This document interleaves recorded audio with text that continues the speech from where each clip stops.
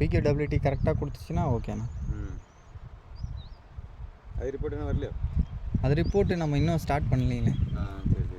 நம்ம electro rod அடித்து அது பார்த்தா மட்டும்தான் தெரியும். இப்போ அங்கே அந்த பாயிண்ட்டை பார்த்தோம் பார்த்தீங்களா? இப்போ இதில் அப்படி சொல்லி அதில் பார்த்து வந்துட்டு அதில் ஓகே ஆகிட்டு இந்த பாயிண்ட்டு அதை விட பெஸ்ட்டாக இருந்துச்சுன்னா நல்லாயிருக்கும்.